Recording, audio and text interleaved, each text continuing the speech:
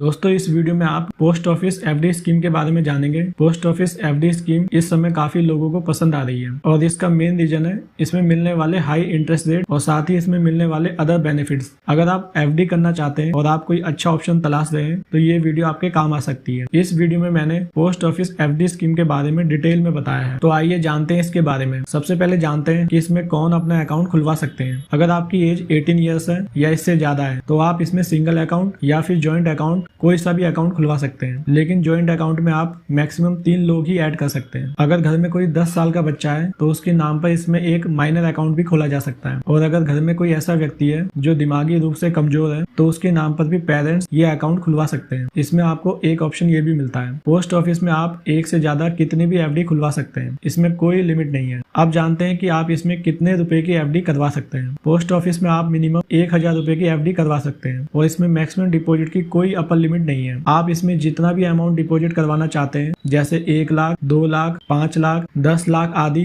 करवा सकते हैं। पोस्ट ऑफिस में आप 4 अलग अलग टाइम पीरियड के लिए एफडी कर सकते हैं, जैसे कि आप इसमें 1 साल की एफडी कर सकते हैं, 2 साल की एफडी कर सकते हैं, 3 साल की एफडी कर सकते हैं या फिर 5 साल की एफडी कर सकते हैं। केवल 5 साल वाली एफडी में ही आपको section 80C of income tax act के अकॉर्डिंग साल में 1.5 लाख का टैक्स डिडक्शन मिलता है। ये बेनिफिट्स 1 साल, 2 साल या 3 साल वाली एफडी में नहीं मिलता। पोस्ट ऑफिस में अगर आप टाइम से पहले एफडी बंद करवाना चाहते हैं तो उसके लिए कुछ प्रीमैच्योर कंडीशंस हैं। जैसे अगर आप पोस्ट ऑफिस में 1 साल, 2 साल, 3 साल या फिर 5 साल की कोई सी भी एफडी करवाते हैं तो 6 महीने से पहले आप इसे बंद नहीं करवा सकते, और अगर आप इसे 6 महीने के बाद या फिर 1 साल से पहले बंद करवाते हैं तो इसमें आपको कोई एफडी वाला इंटरेस्ट नहीं मिलता। इस कंडीशन में पोस्ट ऑफिस आपको केवल सेविंग अकाउंट पर जो इंटरेस्ट मिलता है वही देता है। पोस्ट ऑफिस में अभी सेविंग अकाउंट पर 4% का इंटरेस्ट मिलता है, बट अगर आप पोस्ट ऑफिस में 2 साल, 3 साल या फिर 5 साल की एफडी करवाते हैं तो 1 साल पूरे होने के बाद ही आप इसे क्लोज करवा सकते हैं, और 1 साल के बाद जो एफडी क्लोज होती है उस एफडी के इंटरेस्ट रेट से 2% इंटरेस्ट आपको कम दिया जाता है। तो इस बात का आपको ध्यान रखना है। आप जानते हैं इसके इंटरेस्ट रेट के बारे में, फिर इसके बाद हम कैलकुलेट करके देखेंगे कि इसमें कितने पैसे जमा करने पर आपको कितने पैसे मिलेंगे। पोस्ट ऑफिस में अगर आप 1 साल की एफडी करते हैं तो आपको 6.9% का इंटरेस्ट पर ईयर मिलता है। अगर आप 2 साल की एफडी करते हैं तो आपको 7% का इंटरेस्ट पर ईयर मिलता है। अगर आप 3 साल की एफडी करते हैं तो आपको 7.1% का इंटरेस्ट पर ईयर मिलता है, और अगर आप 5 साल की एफडी करते हैं तो आपको 7.5% का इंटरेस्ट पर ईयर मिलता है। ये इंटरेस्ट साल में एक बार सीधे आपके बैंक अकाउंट में क्रेडिट कर दिए जाते हैं, और इसमें आपको जो इंटरेस्ट मिलता है वो क्वार्टरली कैलकुलेट किया जाता है, यानी इसमें आपको कंपाउंडेड इंटरेस्ट रेट मिलता है। पोस्ट ऑफिस में आप अपनी एफडी को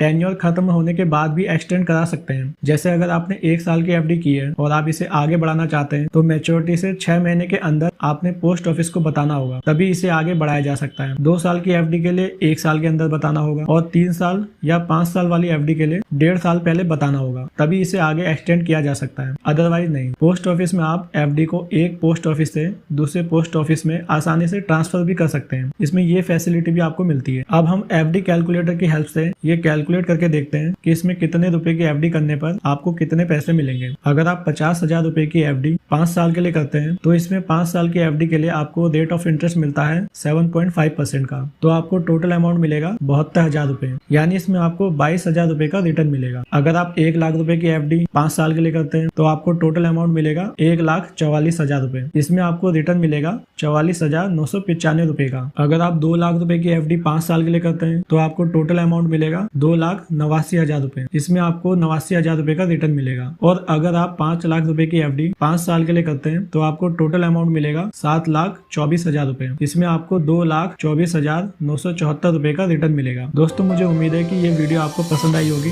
ऐसे ही इन्फॉर्मेटिव वीडियो देखने के लिए चैनल को सब्सक्राइब कीजिए। फिर मिलेंगे एक नई वीडियो के साथ। धन्यवाद।